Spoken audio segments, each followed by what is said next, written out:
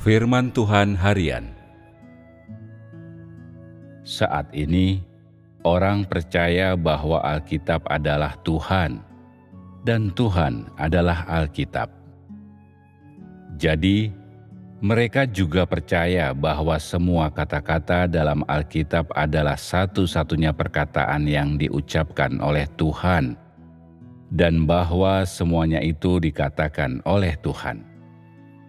Mereka yang percaya kepada Tuhan bahkan mengira meskipun 66 kitab perjanjian lama dan baru semuanya ditulis oleh manusia, semuanya memperoleh wahyu dari Tuhan, dan semuanya merupakan catatan perkataan Roh Kudus. Ini penafsiran manusia yang salah. Dan hal ini tidak sepenuhnya sesuai dengan kenyataan. Sesungguhnya, selain kitab-kitab nubuat, sebagian besar perjanjian lama adalah catatan sejarah. Beberapa surat perjanjian baru berasal dari pengalaman orang, dan beberapa merupakan hasil dari pencerahan Roh Kudus. Surat-surat Paulus, misalnya, muncul dari pekerjaan manusia. Surat-surat itu semuanya hasil dari pencerahan Roh Kudus, ditulis untuk jemaat-jemaat, berisi kata-kata nasihat dan dorongan bagi saudara seiman di jemaat-jemaat. Perkataan itu tidak diucapkan oleh Roh Kudus. Paulus tidak dapat berbicara atas nama Roh Kudus, dan ia juga bukan seorang nabi, apalagi memperoleh penglihatan yang Yohanes lihat.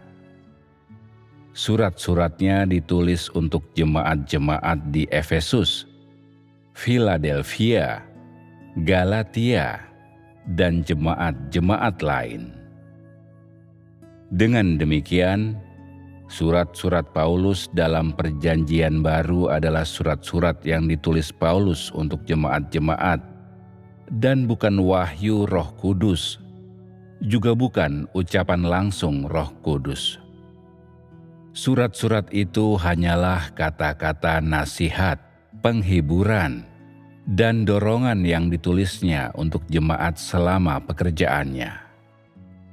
Jadi, surat-surat itu juga adalah catatan sebagian besar pekerjaan Paulus pada masa itu. Mereka ditulis untuk semua saudara-saudari seiman dalam Tuhan, untuk membuat saudara-saudari seiman di seluruh jemaat pada masa itu mengikuti nasihatnya dan menaati semua jalan Tuhan Yesus. Paulus sama sekali tidak mengatakan bahwa baik jemaat-jemaat pada masa itu maupun masa yang akan datang, semua harus makan dan minum hal-hal yang dia tuliskan. Paulus juga tidak mengatakan semua perkataannya berasal dari Tuhan. Berdasarkan keadaan jemaat pada masa itu, ia hanya berbicara dengan saudara-saudari seiman, menasihati mereka, dan membangkitkan iman mereka. Dan ia hanya berkhotbah atau mengingatkan orang-orang dan menasihati mereka. Kata-katanya didasarkan pada bebannya sendiri, dan ia mendukung orang melalui kata-kata ini. Ia melakukan pekerjaan seorang rasul jemaat pada masa itu. Ia seorang pekerja yang dipakai oleh Tuhan Yesus. Dengan demikian, ia diberi tanggung jawab atas jemaat-jemaat. Ia dibebani dengan tugas melakukan pekerjaan jemaat-jemaat. Ia harus memahami bagaimana keadaan saudara-saudara seiman. Karena itu, ia menulis surat untuk semua saudara seiman dalam Tuhan. Segala hal membangun dan positif yang dikatakannya kepada orang memang benar, tetapi tidak merepresentasikan ucapan Roh Kudus itu sendiri, dan Paulus tidak dapat merepresentasikan Tuhan. Adalah pemahaman yang sangat buruk dan penghujatan yang sangat besar. Jika orang menganggap catatan pengalaman manusia dan surat-surat seorang rasul sebagai kata-kata yang diucapkan oleh Roh Kudus kepada jemaat-jemaat, hal itu secara khusus benar dalam hal surat-surat yang ditulis Paulus untuk jemaat-jemaat, karena surat-suratnya ditulis untuk saudara-saudara seiman berdasarkan keadaan dan situasi masing-masing jemaat pada masa itu, untuk menasihati saudara-saudara seiman di dalam Tuhan, supaya mereka dapat menerima anugerah Tuhan Yesus. Surat-suratnya ditulis untuk membangun saudara-saudara seiman pada masa itu. Dapat dikatakan bahwa ini merupakan beban dirinya sendiri, juga beban yang ditanggungkan kepadanya oleh Roh Kudus. Bagaimanapun, dialah rasul yang memimpin jemaat-jemaat pada masa itu, yang menulis surat untuk jemaat-jemaat dan menasihati mereka. Itu adalah tanggung jawabnya. Identitasnya semata-mata seorang rasul yang melakukan pekerjaan, dan ia semata-mata rasul yang diutus oleh Tuhan. Ia bukan seorang nabi atau seorang penubuat. Jadi, bagi Paulus, pekerjaannya sendiri dan kehidupan saudara-saudari seimanlah yang terpenting. Dengan demikian, ia tidak mungkin berbicara atas nama Roh Kudus. Kata-katanya bukanlah perkataan Roh Kudus, terlebih lagi tidak bisa dikatakan sebagai perkataan Tuhan, karena Paulus tidak lebih dari makhluk ciptaan Tuhan, dan tentu saja bukan inkarnasi Tuhan. Identitasnya tidak sama dengan identitas Yesus.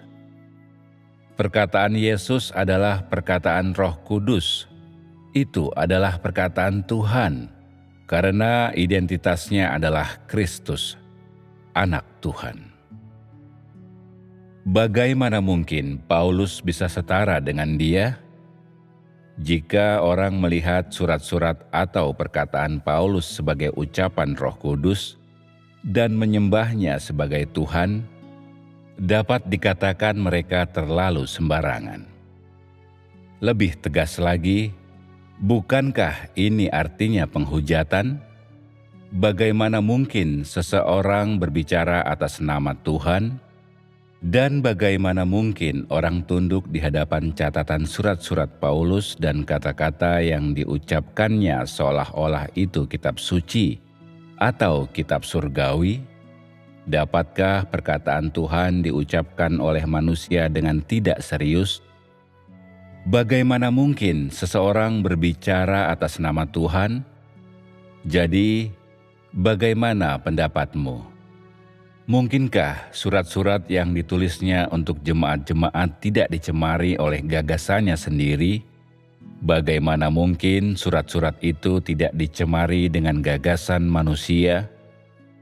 Ia menulis surat untuk jemaat-jemaat berdasarkan pengalaman pribadi dan taraf kehidupannya sendiri.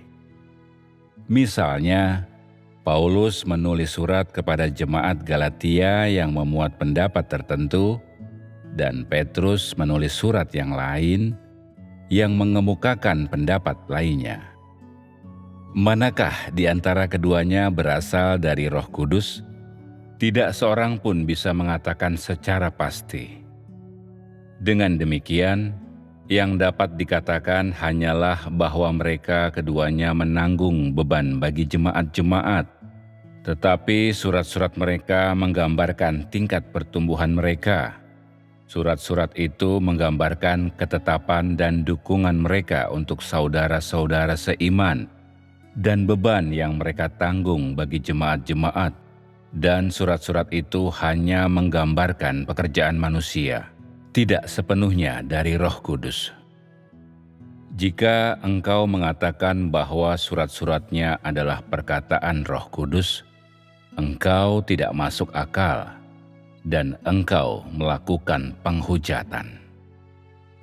Surat-surat Paulus dan surat-surat lainnya dalam Perjanjian Baru setara dengan tulisan tokoh-tokoh rohani baru belakangan ini.